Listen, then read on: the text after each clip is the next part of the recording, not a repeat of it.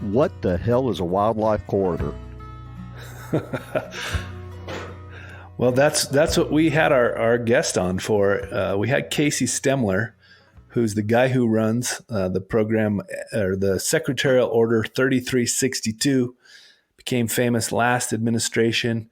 It's all about conservation of big game wildlife migration corridors in the West. And it's interesting because Casey has a 30-year background in all kinds of wildlife stuff. And one of the coolest things I heard was how he used the Migratory waterfowl joint venture program as kind of a model. I'm sure that appealed to you a bit too. Oh yeah, man. Anytime to talk ducks, but obviously waterfowl migrations have been studied forever. And while people have known big game out west migrate, I don't think it had been most of us had been that conscious of it. So it's really interesting to hear the parallels there. Yeah, and so for those of us who live in the West and kind of understand this stuff because it's happening around us all the time, this will be a good primer and an update on, just where that thing lies. I think a lot of folks thought it kind of went dormant. It's still active. Casey's still chugging away. And for those, in other parts of the country, you'll get a good indicator of what the hell is a wildlife corridor, as Bill just asked, and where this thing lies and what it's doing. I think folks will really enjoy this episode. You get to learn a lot about migration, connectivity, how all the different agencies work together, and what we're doing across this country to conserve these areas that are just seeing all kinds of new light and focus. So enjoy this episode, folks. Since 1936, the National Wildlife Federation has worked with hunters and anglers to pass the most important conservation laws in American history and to protect our sporting traditions. This podcast explores our history, our values, and the work we do to safeguard the fish and wildlife that fuel our passions. We are NWF Outdoors. Howdy, folks, and welcome to the NWF Outdoors podcast. This is your host, Aaron Kendall, with my awesome co-host, Bill Cooksey. What's happening, brother? Hey, man, just enjoying the start of spring, even though I think we're going to be 19 here tomorrow night. But need to mow the yard, and we're going to be under 20 degrees. It's crazy. The fun of the roller coaster of spring weather. We're doing the same here in Colorado. And we're lucky today. We have a Coloradoan on with us, and he's someone that folks are really going to like hearing from. Today we have Casey Stemler. How you doing, sir? I'm doing wonderful. Thanks for having me. You're welcome. And this conversation has been a long time in the making. Casey's been working on what most of us know, the Secretarial Order 3362, about big game migration corridors in the West. And it's just a fascinating subject. And it's also really garnered a lot more of the spotlight in the last, 4 or 5 years. Previous presidential administration issued that Secretarial Order. Still out there today. It's moving, it's shaking, and we're going to talk about that today. But first, I'm going to introduce Casey a little more formally so folks know his background, what he's up to, what his history is. And he's got over 30 years of experience in the federal government, and he currently leads a multi-bureau 11 Western state habitat conservation effort that is 3362, and that's really focusing on improving habitat quality and big game winter range and migration corridors. And his title is, it's a mouthful, but it's a good one. He's the Senior Advisor for Western Issues for the U.S. Fish and Wildlife Service and the Coordinator for Secretarial Order 3362. And he's got all kinds of really cool experience over that 30 years in the field, regional, national levels. He had a stint on Capitol Hill, and he's been with the U.S. Geological Survey at one point. And so he served as the regional chief for migratory birds, the regional chief for bird habitat conservation, and the coordinator for the Prairie Pothole Joint Venture. So, wow, just all around expert on wildlife policy, and habitat. And long time coming, but welcome, Casey. Thank you very much. Yeah, I listened to that, and I guess if you stick around long enough, you got a lot of different gigs, right? Yes, sir. And you've got them, and that's what's going to make this conversation so fun. But Casey, first, we told you we start with what you've been doing outside, so hopefully you've got some cool outdoor adventure you can avail us with here to start out. Sure. I'll just talk about what I did last weekend. So I'm actually in a hunting lease in Dorchester County, Maryland. And so last Friday, I hopped on an airplane and flew out there and connected with two dear friends that are both club members. And we spent the weekend on our club moving tree stands, trimming trees, trimming brush. A lot of trees fell down in our woods over the winter. So we spent time clearing those and trying to figure out where the deer, it seems like in our woods, they move a little bit differently each season. At least some of them do. Now, we're at in Dorchester County. We have white-tailed deer, obviously, but we also have the Sika deer. And we did see 3 hinds, which are the female Sika deer, and 1 small stag. So that's always gets you excited for the upcoming hunting season. And so that's, when I have extra time on the weekends, I'm outdoors doing something, be it scouting, shooting, or in this case, back east, working on our lease out there. So yeah, that's what I spend my time doing. Nice. You've got a diverse hunting background and experience as well as a professional. Yeah, I spent 10 years in DC, and coming from the West, paying to hunt was nothing I was familiar with, to be honest. I mean, back then we didn't have landowner tags and all that stuff. When I grew up, I had friends that had land, and that's where we used to go hunting. When I moved back east, I took that same mentality, and I learned very quickly, if you want to hunt and not fight with 10,000 people on public land, you want to get into one of these leases. And so I Yeah. swallowed the bullet and spent the money, and it's been wonderful. Good. But those Sika deer too are so cool, and most people don't even don't know about them really as a huntable population anywhere in the country. Yet there they are. Yeah, Bill, there's not enough of them. We don't want anybody else hunting them. So, stay home. We'll take care of the ones that are left out there. And so, yeah, no, they are one of the best. Well, it is the best eating game that I've had. Everyone tells me axis deer is better. I've not had those yet, but the Sika deer are incredibly good. They're not very big though. I mean, a hind is 40 pounds maybe, and a stag is 70 to 100 maybe, and they're very difficult to hunt. You see them, and then 2 seconds later they're gone because they're so small. But very unique species. I think there are 3 or 4 counties in Maryland that have them, and 1 county in Virginia, and that's it. Well, thanks, Casey. What about you, Big Bill? I know you've been out. Not as much as you'd hope, but the Tennessee River's still at flood. Can't even get to our boathouse. But I have been scouting turkeys. Matter of fact, yesterday afternoon I got to go spend on an island in the Mississippi River with a friend who just got access to it, about 1,500 acres of good turkey and deer ground. So I have a lot of high hopes for that place and looking forward to getting out there during the season. Excellent. You're right. And I don't think you can ever fulfill as much as I would hope you would be outside, because I hope you're just outside all the time. And I don't think you can make that happen. Me too, brother. Me too. Well, that's a hope that I share for myself too. I was lucky enough. I've been hanging out with the same group of fellas since college. In 1999, we started a tradition to go backpacking in the winter. And just this last week, I spent 5 nights in the Utah canyons, backpacking with this same group of buddies, and it was phenomenal. We were in Bears Ears National Monument, and we saw tons of ruins and petroglyphs and artifacts, just amazing stuff, and spent some days immersed in the canyon. So that's my outdoor adventure as of late, and it was awesome. Well, let's jump over to talking more to Casey about all this cool stuff he has going on. And today the main topic is going to be migration and connectivity, wildlife migration and connectivity.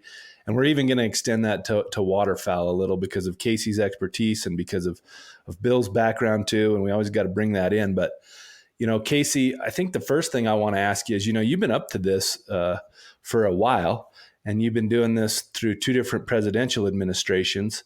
I think a lot of our folks have heard Secretarial Order 3362, the Big Game Migration Corridor Order, and they've been working on it. We've seen developments in a lot of our western states. But what about just what's the latest? I think a lot of folks think, well, maybe it went dormant a while. It hasn't. But let's just talk about what changed. What's the latest? So the latest is remains a priority. It was a priority of the last administration, obviously. They signed it. And this administration has taken it on to be their own priority as well. And in fact, this administration has an effort called America the Beautiful, and they issued a report earlier, or last year, I guess it was. And in that report, it specifically mentions SO 3362. And then they did an annual report, and it also included mention of 3362. And so I just was literally on a phone call before this with the Deputy Secretary's office, and we were talking about future steps in the implementation of SO 3362. So, Aaron, when I developed this, I know how things work in federal government. And what happens is you get a good idea, if you will, and it gets started and implemented. And then that particular administration either gets 4 more years and it continues for 4 more, or it gets voted out and a new administration comes in. And 9 out of 10 times, whatever was done in the last administration, the new one, particularly if it's a different party, out it goes. They kick it to the roadside. And so I've learned that over the 30 plus years I've been doing this stuff. And I have to say that it was because of National Wildlife Federation was a signatory on some of these letters, but all the sporting community really rallied around this. They sent letters in to the Department of Interior, to various people within the department. They also did a report that highlighted SO 3362. All 11 state fish and wildlife agencies that are involved in this, through WAFWA, the Western Association of Fish and Wildlife Agencies, also did a letter in support. So it really was, quite frankly, that groundswell of support from the NGO community, from our state fish and wildlife agency partners, that has allowed this to continue through 2 administrations. I don't necessarily have a question right here, but you talk about we have kind of contrary administrations. I think all of us could agree there, and yet they're both supportive of this, and that says just volumes about. That's good stuff. Yeah. Yeah, I think one of the things, Casey, with that I'm happy about is just, you don't let a good idea die just because you're politically opposite, right? And I think you talked to it there a bit, the kind of bipartisan, organizational, political, all kinds of different support that we've seen for this, because it basically kind of codifies something that a lot of the sporting community has known for a long time, right? You see these critters down on Winter Range, and you're like, these elk, where'd they come from? And you kind of think, and you kind of track it back as a hunter, and you're like, well, they summer up in those mountains that are 50 miles away or whatever. And so you kind of knew inherently that we got to take care of the places in between, or else, something could happen. But I think that's pretty cool. And I think it's a good time too, Casey, to just maybe start from ground zero again and say, hey, what exactly is migration and connectivity work? Why does it matter? And then maybe some good stories. Cause I know from my conversations with different agencies, some of the amazing stuff they've learned by doing some collaring and some of these projects. And I'm sure you could go on forever on those 3 questions, but maybe just do what you can there with that opening. Yeah, I appreciate that question, Aaron, because something that's part of this kind of gets dropped off along the way. And I understand that. So I'll go to square one. I was in right place, right time. I know it sounds cliche, but it's just a matter of fact. And I happened to be on detail in the Deputy Secretary's office of the Interior. And while I sat there, my mind's racing, going, I've been in situations where you have new people in this building. They don't really know what they want to do. They talk about it, but they don't know how to do it. So I came up with this idea. And quite frankly, my idea was more focused on Winter Range. And it's because growing up in the West and watching what's happening to our Western landscape, it continues. It got worse during the pandemic, to watch these ranches that I know the people who own them, but they might pass on, and there's 3 or 4 kids. They don't want to run the ranch, and then they sell it off. And all of a sudden now it's 5-acre ranchettes. Well, that particular ranch might have been the Winter Range for a herd of elk or for a herd of deer or what have you. And so that is where the original idea came from in my mind, was the Winter Range. But you just alluded to it, recognizing, well, they don't fly down here, at least not big game. So how are they getting here? There's a corridor that they're using, this migration corridor. And so I literally put together a 2-page document, gave it to the deputy secretary with this idea. He took it to the secretary and came back and says, we're doing it. And I was like, oh, wow, okay. And then fast forward a little bit, I came back to Colorado and they reached out to me and says, hey, we need you to write a secretarial order. I didn't even know what a secretarial order was. I had to figure that out. And I wrote the Secretarial Order 3362. And is there some things I'd like to change? Of course, there always is once you start implementing it. But the crux of it still, I think, works very well. And the way I approached it was to take a different step, really, from the federal government perspective. I don't approach things as we're here to tell you what you need or we're here to tell you how to do things. Mine's a collaborative partnership approach. And that's how it was implemented with the states. We approach the states with respect. They're the ones that manage these big game species. The federal government, we come to the table with funding, hopefully, funding, technical capabilities, things of that nature, whereas the states, they have the management authority, and that's how I approach the implementation. And so to your point about the importance of migration corridors, I don't want to lose the fact that they're coming from what we call seasonal habitat or going to seasonal habitat. Winter range is critically important because we're losing that very, very quickly. The corridor gets you down to that winter range, but of course, the summer range is where they go up, have their babies or calves, fawns, whatever.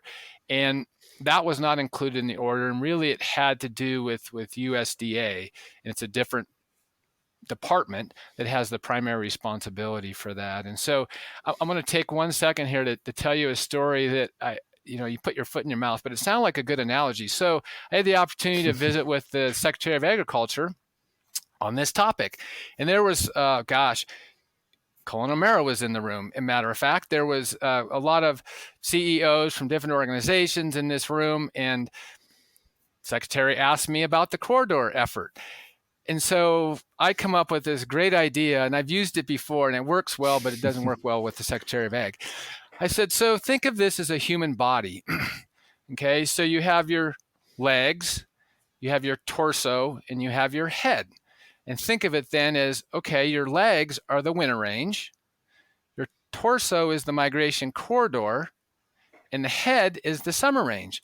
All those pieces need to be working together to have a functional body. And I said, sir, the problem is we're missing the head, meaning we're missing the summer range. And laughter erupted in the room, and he looked at me and goes, wow, so you're saying USDA is headless? I said, no, I'm not saying that. I'm just saying that we need to have the summer range in here to make it a complete body. So that became the joke. The rest of this meeting, he'd look at me and say, yeah, we're headless. And so you think about the analogy in that way. I do think it's, not to the Secretary of Ag, but I do think it's a good way to explain what the migration corridor, it attaches those two, the summer and the winter range. Yeah, I think one of the other things too, Casey, is, for folks who aren't from the West, kind of just painting a little picture. What we're talking about here is often, a big elevation difference. We're talking summer range that's, depending on what Western state, somewhere between 6, 10, 12, even up to 12, 13,000 feet here in Colorado, alpine habitat, montane habitat. That grass, and we've heard the analogy surfing the green wave, right? That grass is much more nutritious, much more supple, in July than it is down at, 5,000 feet where it's already browning up and, doesn't have as much nutritional, value. And so if you can imagine these critters that are needing to leave that high country, obviously that's going to get way too much snow to persist in the winter as a elk or a deer, and go down and hang out in that winter range where the snow's deep enough, that they can still dig and find forage and so on. And they just kind of got to get through.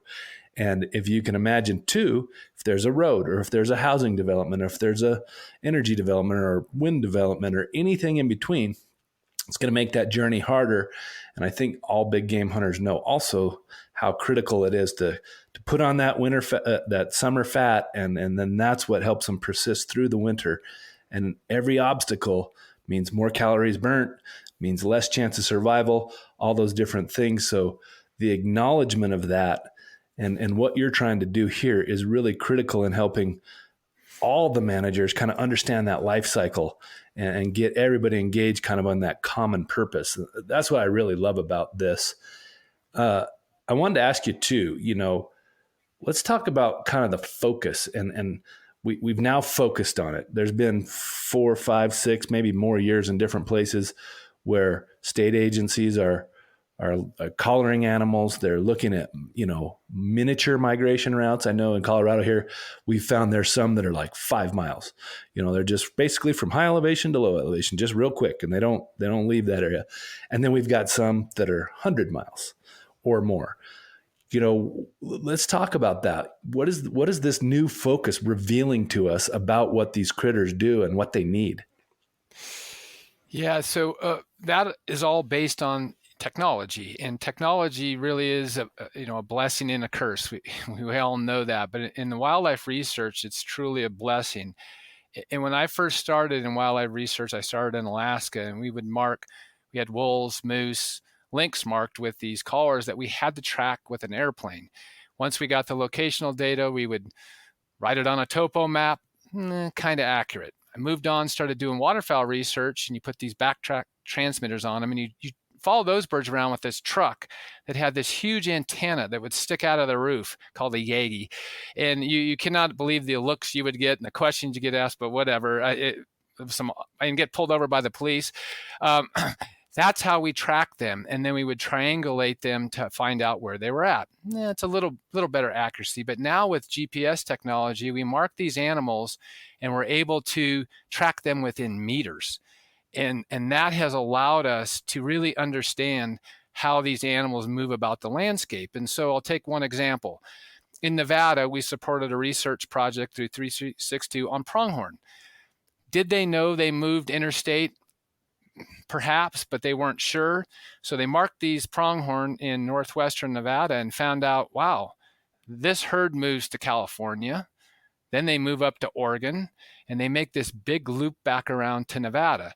So when you're thinking about state management of a wildlife species, here's an instance, and I can give you same examples with mule deer, with elk, that it crosses these state boundaries. And so these herds some of them are multi-state.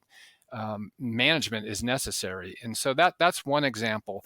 Another important example that we've found through all of this is and we all know this because back east, I don't care where you live, in the West, we see the roadside mortalities, or we've unfortunately hit one, a deer, elk, pronghorn, moose, God help, that's not a moose, all these types of things. Well, this effort has allowed us to really hone in on some of these really critical areas on highways across the nation. Some of them are impediments. The animals will not go past, I-80 being one. They won't go past that particular highway, interstate, what other. Others keep trying to go through, and some of them get whacked by cars and some of them make it. Why is that important? Not only is it important from a human health and safety perspective, but also from the genetic exchange. And again, that's why these migration corridors are so important, because it allows the exchange of genetic material between these populations of animals. And if you don't have that, a disease outbreak can come into a herd. And if they don't have a good genetic buildup in their body, it can wipe that population out. So one of the highlights for me through the research component of this happened in Utah. And it was on mule deer research that we funded through this effort with Utah Department of Natural Resources. They marked these mule deer and actually discovered a migration path that they were very unaware of. This migration path went through a town called Eagle Mountain City, Utah. Well, this is like many Western states. At that time, Utah was the fastest growing state in the nation.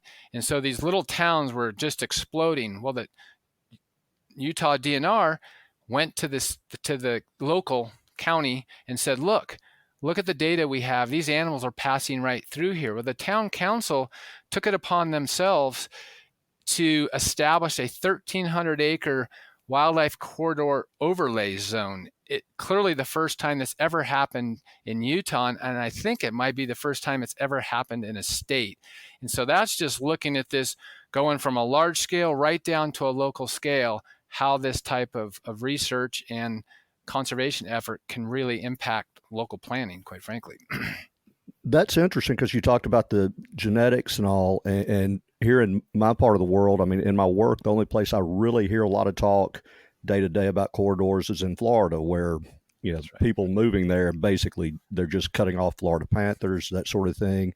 And then I hear on the news about Southern California where mountain lions tend to now they have these isolated populations, and that's an issue. So this is all 3362 deals with this. Is that right? Yeah, so the larger issue 3362 is just focused on deer, elk, and pronghorn. Okay. And the reason that I picked those three species is because of their importance, quite frankly, ecologically, economically, socially, to the West. But one very important other component that I'm really having to say a lot, they're non-controversial for the most part. Though some would argue with me in Montana that elk aren't their favorite thing on their ranch, but that's another story for another day. But you get my point. Connectivity in general, which is really gaining, it's been around that Aaron alluded to it. The science has been there at some level. We know these animals do this, but it has just really gotten that traction once 3362 got up and going. Now the spotlight is on. And this administration, spotlight is not only on 3362, but also this connectivity. So to your point, mountain lions, grizzly bears, wolverines, all these other things that do in fact move across the landscape become important to look at and say, okay, what do we need to do to facilitate successful movement? We don't talk about railroad tracks. You talk about railroad tracks in Montana, for example, and grizzly bears. That is one that also needs to be addressed at some point in time. Maybe it's an overpass to help these bears safely cross. But yep, it's a little different, but it's in the same sphere. I've got to throw this out real quick. Yeah. When I was in college in Southern California, I hunted at a duck club in the Antelope Valley for a couple of years. And the old man that ran it, Bert McKee, he was born, I think, in 1914 or 15, and he had been hunting up there for a long time.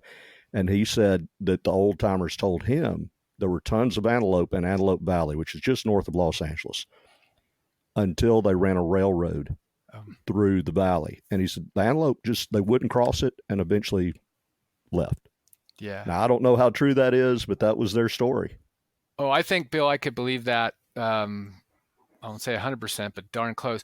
We already know that antelope do not like pronghorn, do not like fences. And they don't jump fences.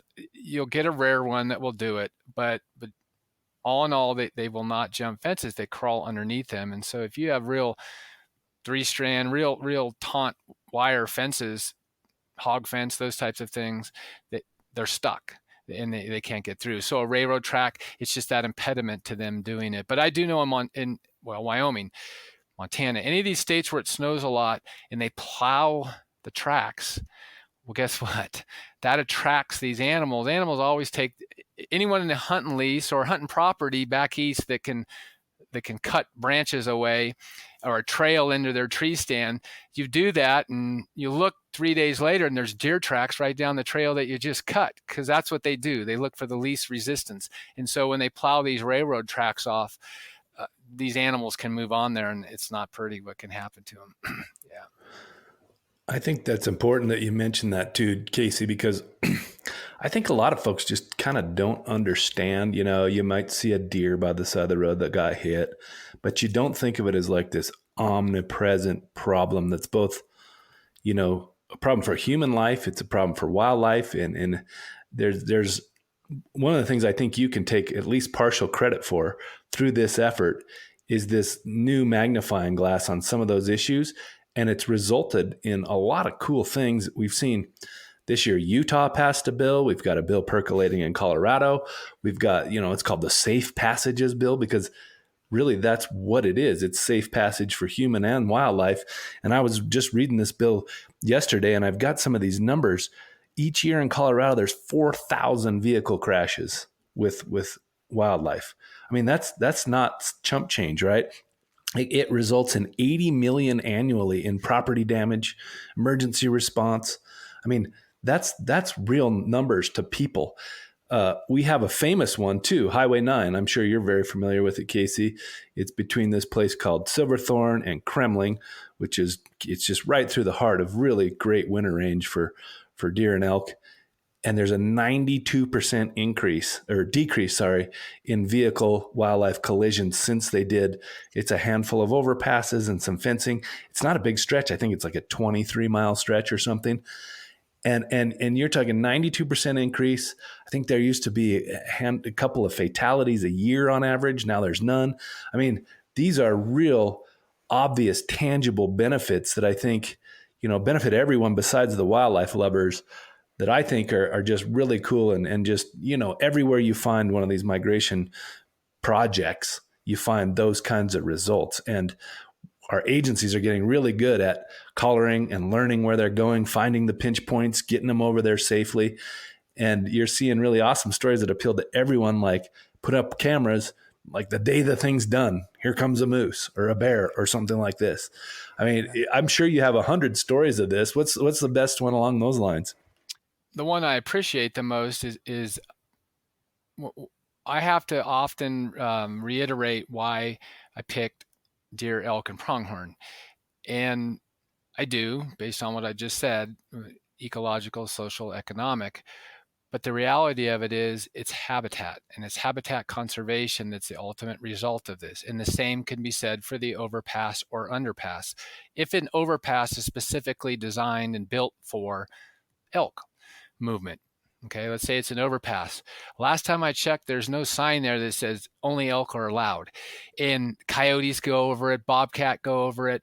All these other species benefit from that activity, even though it was done to reduce highway mortality of big game.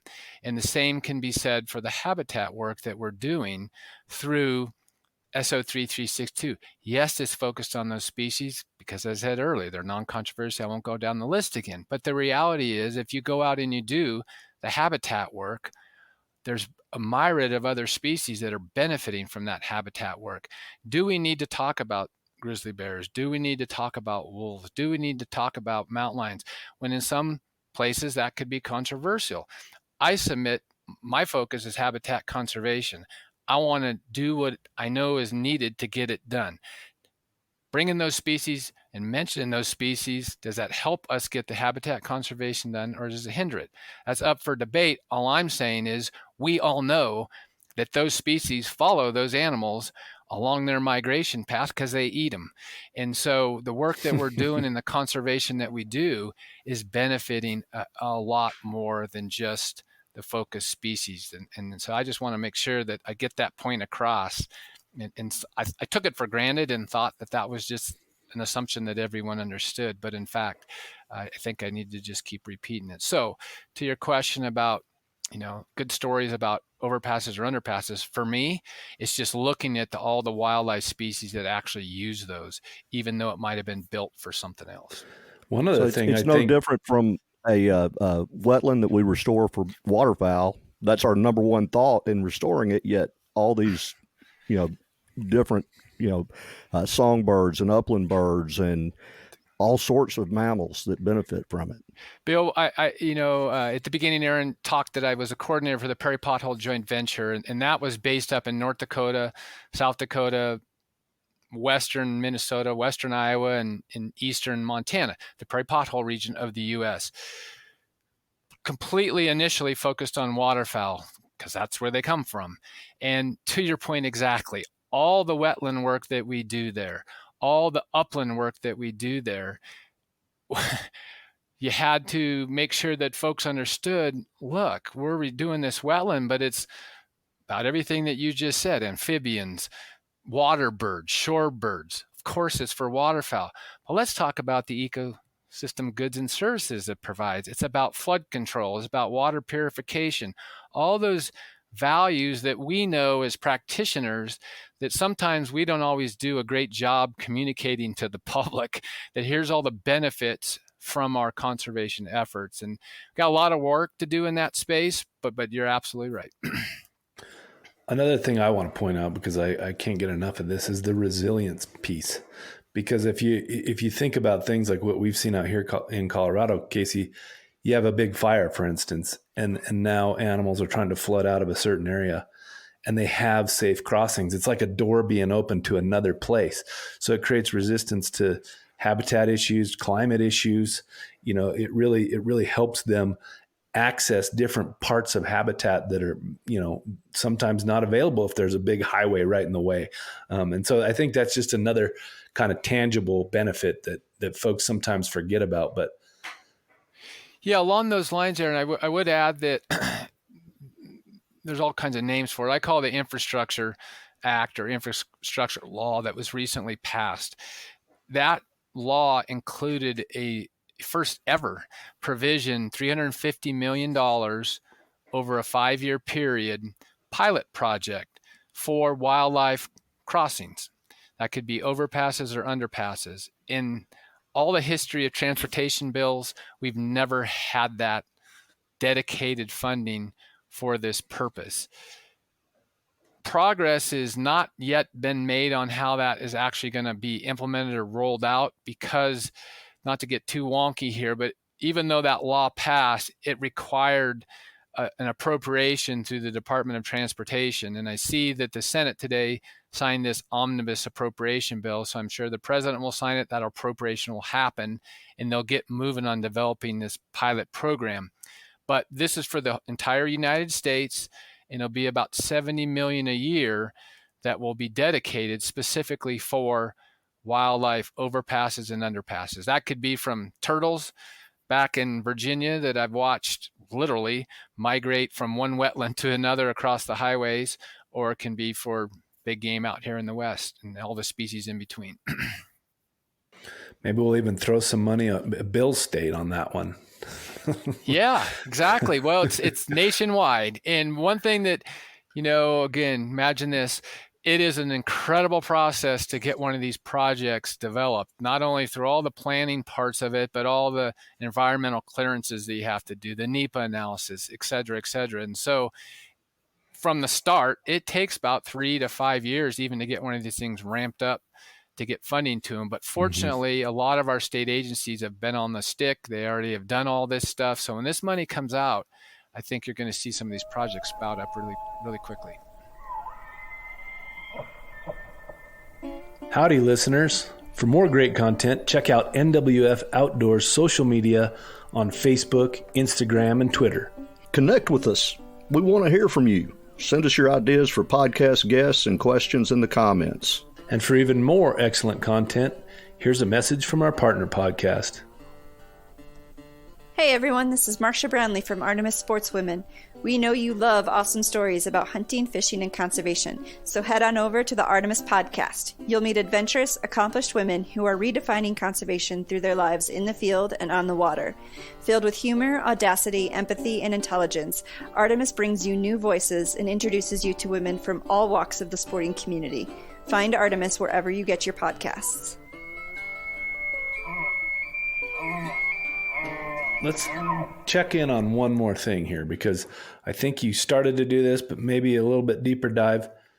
Let's bring folks up to speed on 3362. And I'll say that again in maybe a different way, Casey. There's a couple things that were percolating around the end of the last administration. One was perhaps the idea of adding sheep, bighorn sheep and moose to the concept, because they migrate in different areas and at times.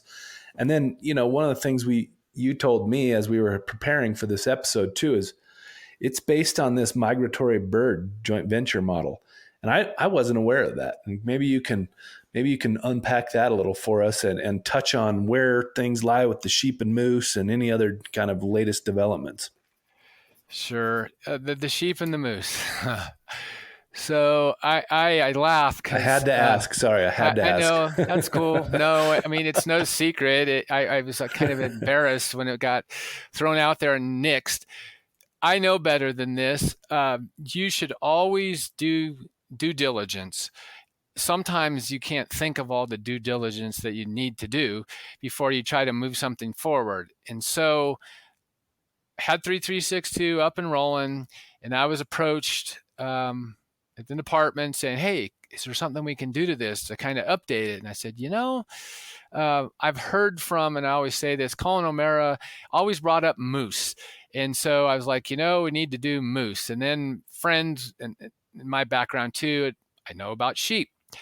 So let's put sheep in there. Now, fully recognizing that I get the issues with domestic sheep and wild sheep. And so I actually even put a provision in this updated Secretarial Order that tried to address that disease issue and say, look, this Secretarial Order is not about that. This is not about disease and not about that interaction.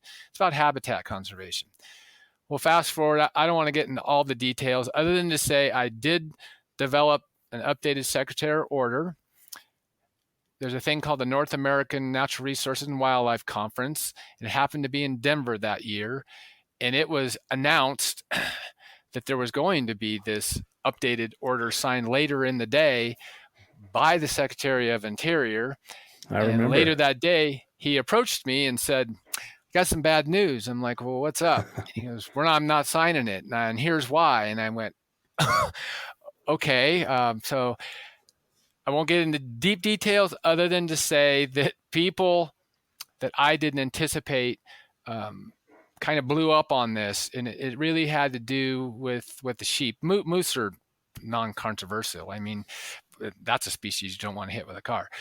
They're non-controversial, but just could not get that momentum going again. I have to say that I do understand the concern and why this was dropped. And that is, the public land ranchers feel sometimes like they're being pushed constantly into a corner.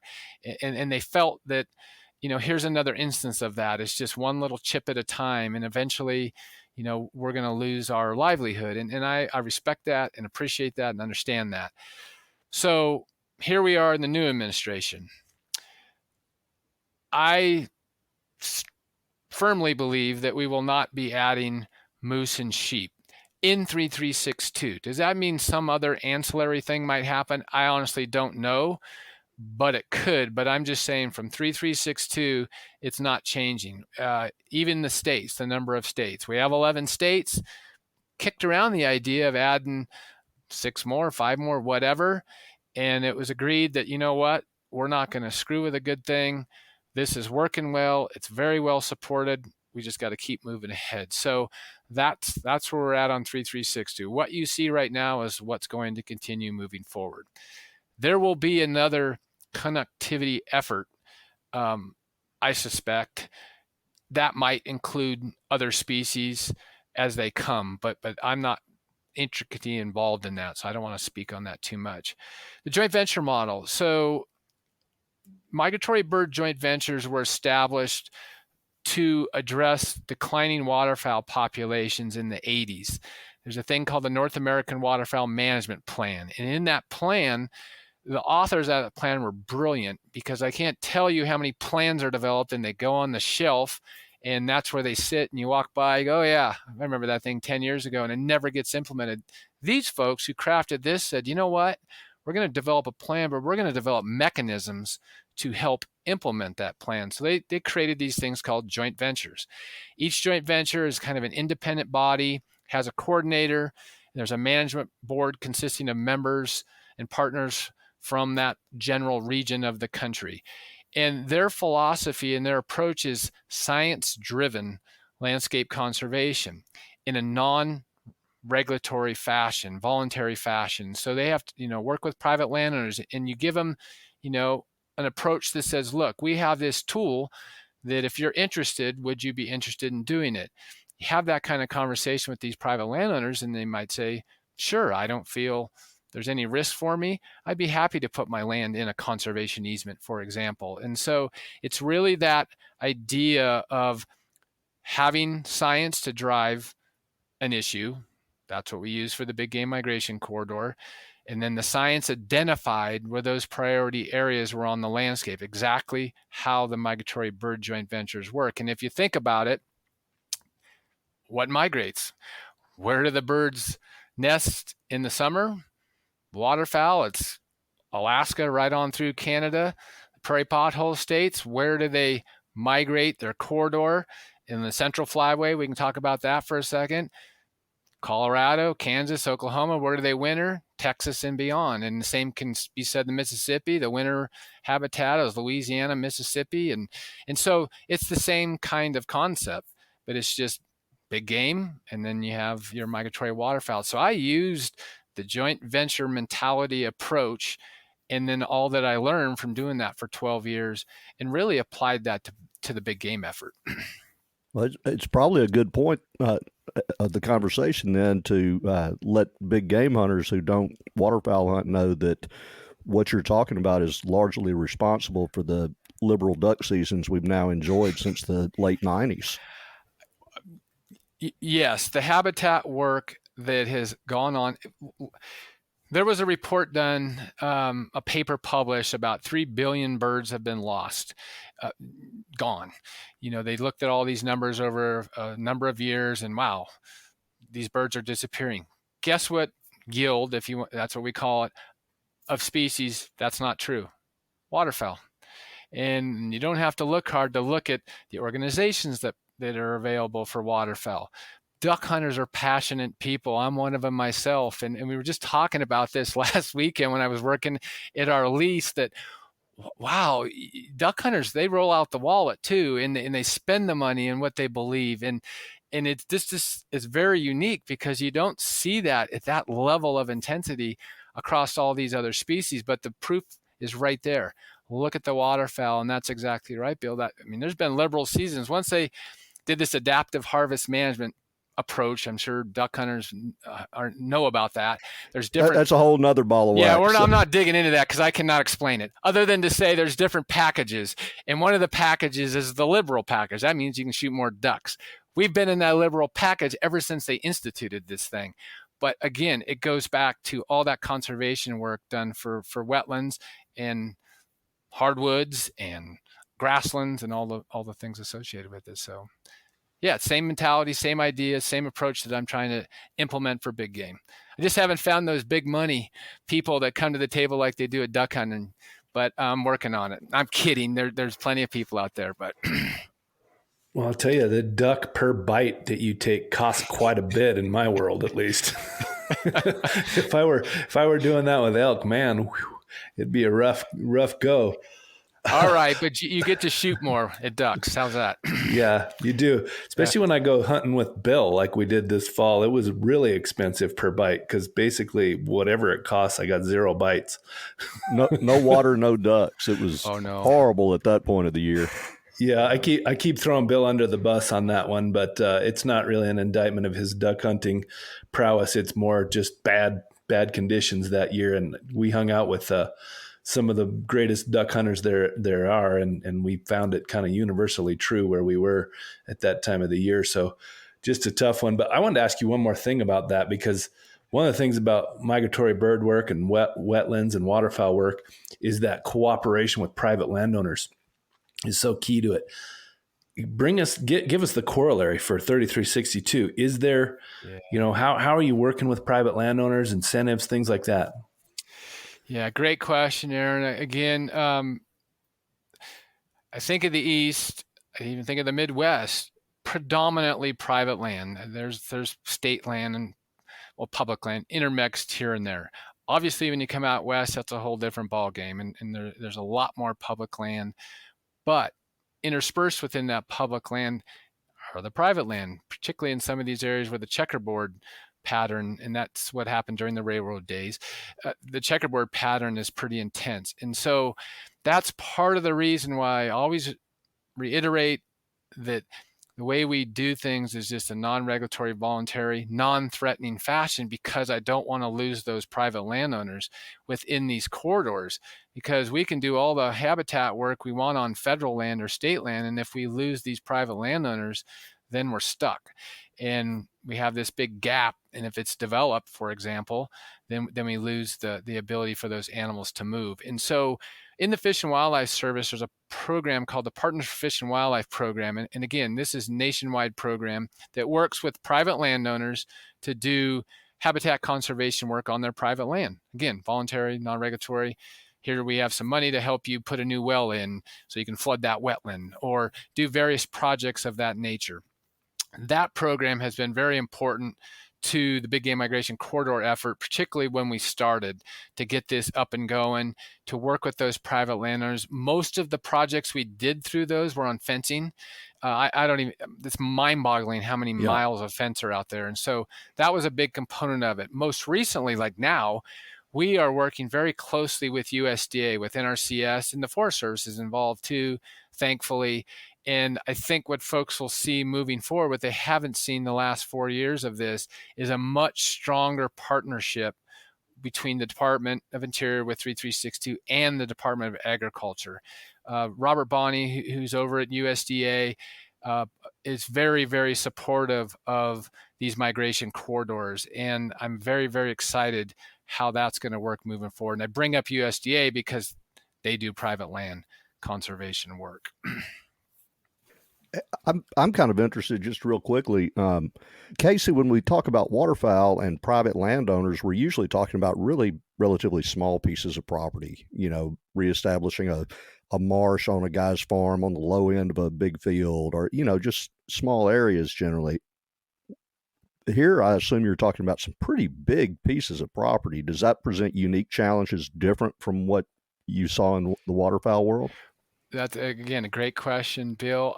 I would say it's easier because we go to one landowner, and that particular landowner might have a 5,000 acre ranch. When we were doing our work up in the prairies, you'd have to go to, some instances, a couple hundred landowners to get 5,000 acres. So the transactions and the communication, and hopefully the transaction of an easement or a conservation project is much easier, obviously, with one person than 200. So yeah, I would submit it's easier. Casey, I want to ask too, because there's developments across this whole spectrum of kind of thinking about connectivity that are beyond just 3362. There's as you called it, the three legs of the policy stool, right? We have to use kind of federal, state, local, county commissioners, those kinds of things. What are the other developments that are kind of happening in parallel with this, that are helping this move along? Yeah, I do think, I just want to reiterate that point, Aaron. It is three legs of a stool, and I've seen over my career, sometimes folks focus solely on the federal part of that, or they'll branch off and some will focus on the state part of it. Boy, it's not very often when you see them reach down to the local government. And I purposely gave you that example of that Elk City in Elk Mountain in Utah, because I wanted to point to, here's what can happen. And when you talk about winter habitat, not in all cases, but a fair number of cases, it's a local planning department issue, not a federal issue or a state issue. And I think that groups that have volunteers, that have people that are energetic about conservation, I'm trying to always just remind folks that, hey, doing your grassroots effort in DC is super important. Your fly-ins, whatever you do, running to the state capitol, that's all great and important. Don't stop doing that.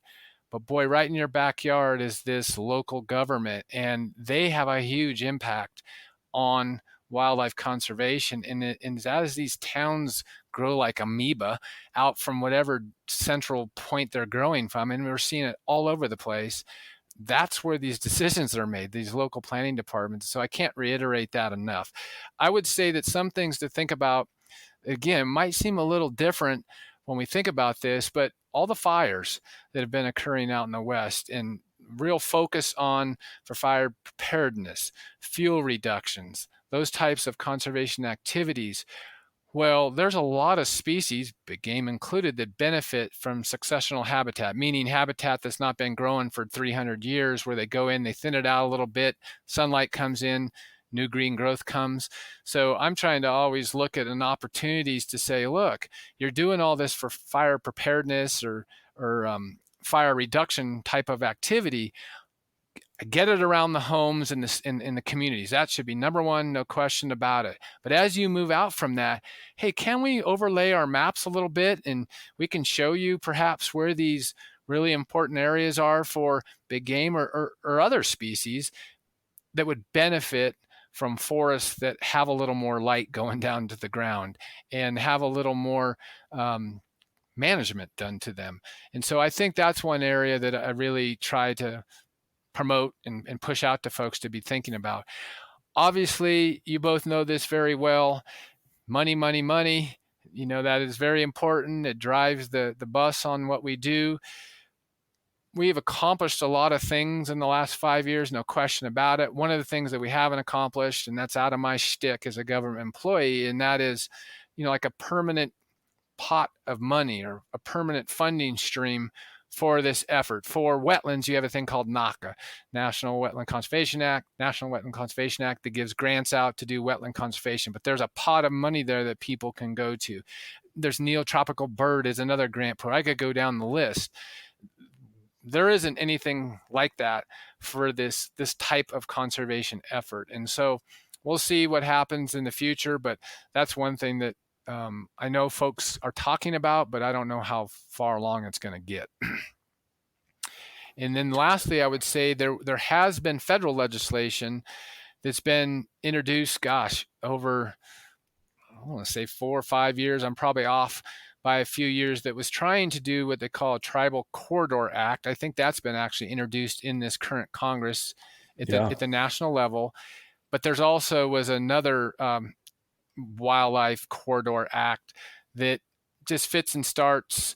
I think it's just they've tried to edit it and do things to it and is still not getting attraction. And so I don't really know where that's going. The tribal one, it's not a lot of money. I'd be surprised if it didn't pass, but who knows in this day and age. So, sure. And I'm glad a couple things there. I'm glad you mentioned kind of that local, I think county commissions particularly, right? Where you're talking land use code, how you're going to develop or not, the rural areas, how you're going to, decide which areas are fit for development, land trust type work. I'm on a land trust board, trying to get easements into some of these big ranches and other big properties that, sometimes some counties are doing a good job of actually identifying wildlife habitat in their counties, which that's kind of new, right? Like counties mostly have not really spent much time going, where's the habitat in our county?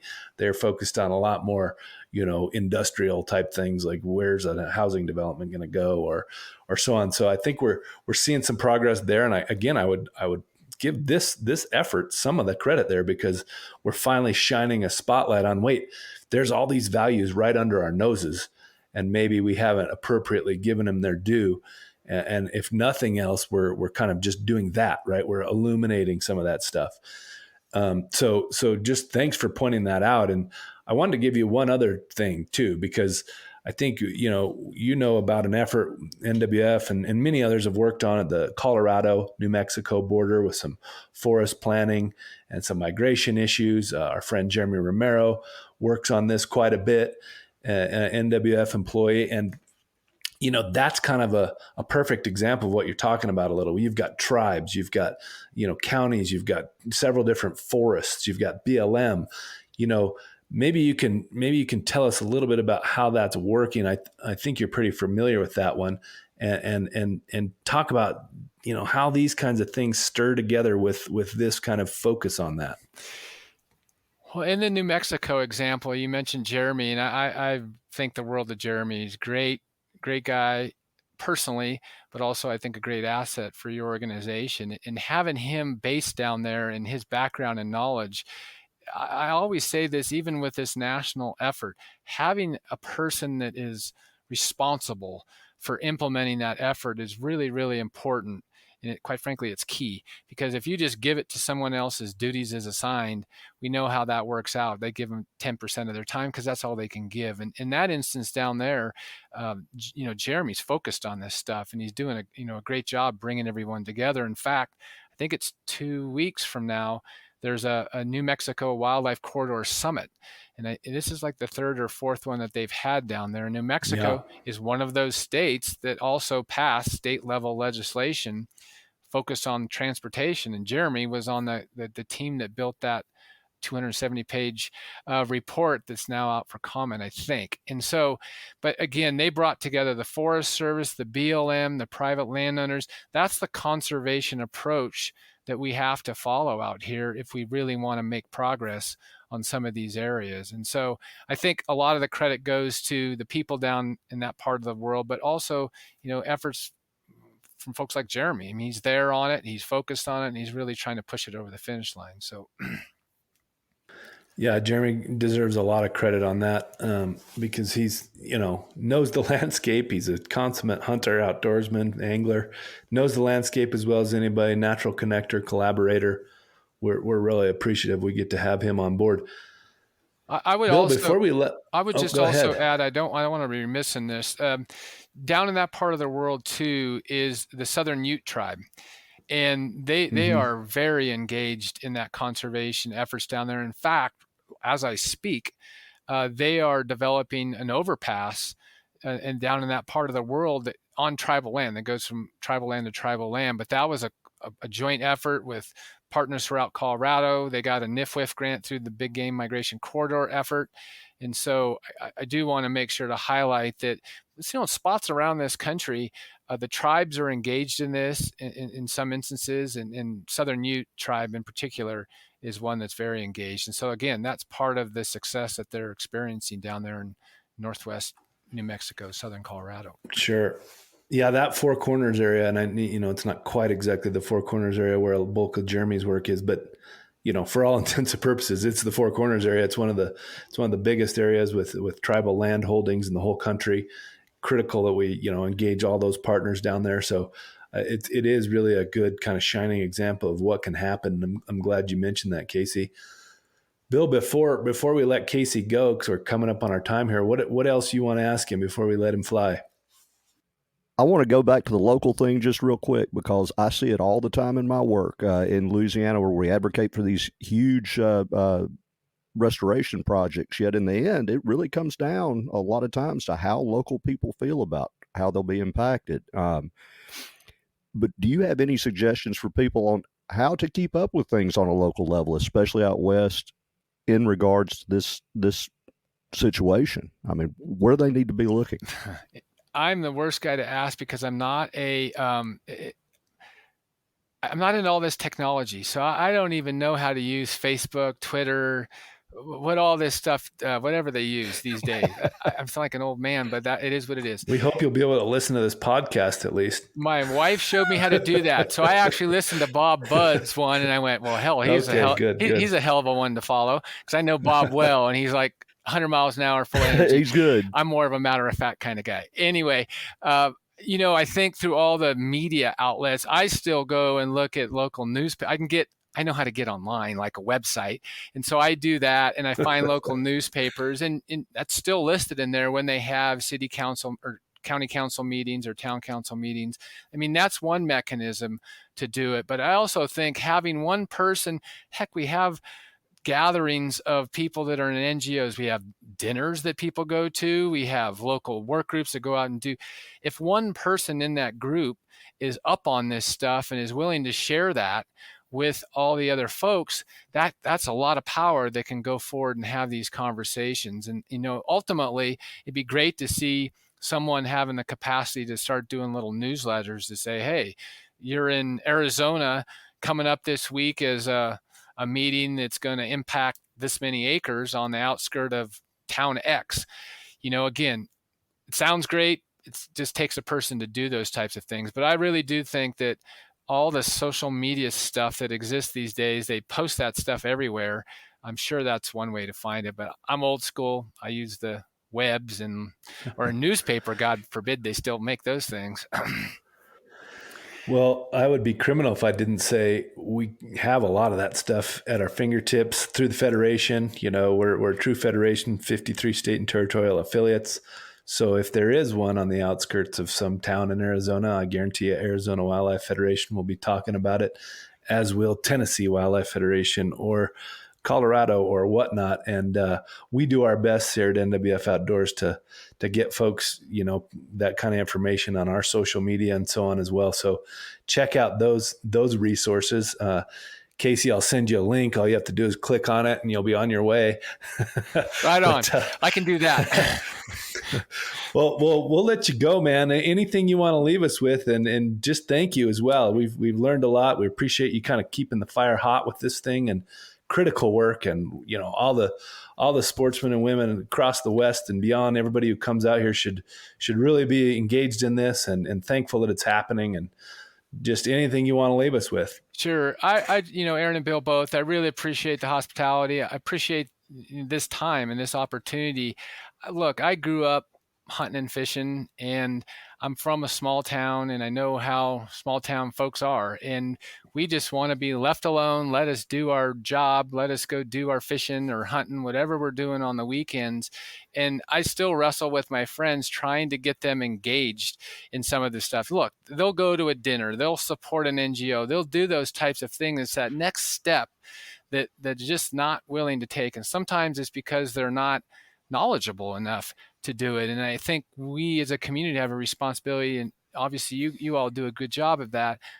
We don't as a community, helping educate folks on how to go about doing this. But I would say to all the other listeners that are out there, I had to have this conversation with myself.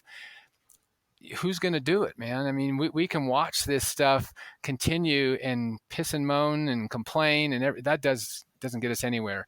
We have to take the initiative and be willing to go to that. I know we work all day, but those county council meetings or whatever the deal is in the evening.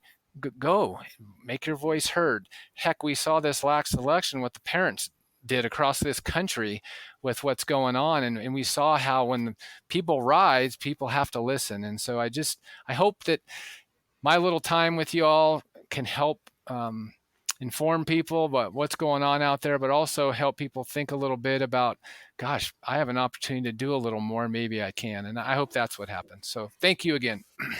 You're welcome, Bill. Anything else leave us with? Any wise words? Man, no wise words. We've got spring coming, and I hope everyone has a great one with fishing, turkey hunting, and whatever else you're doing outdoors. Well, Bill, I don't know if you're keeping a count, but for the 118th time or so, I'll say it just to reiterate what Casey was saying. With privilege comes obligation. We got this amazing natural resource, this wildlife, and especially as sportsmen and women, we get to go enjoy it and bring it home and feed our families. Go take care of it. And thanks, Casey, for helping remind folks that. And we'll see you down the trail. Adios, gents. For more great content, check out NWF Outdoors social media on Facebook, Instagram, and Twitter. Connect with us. We want to hear from you. Send us your ideas for podcast guests and questions in the comments. We are NWF Outdoors.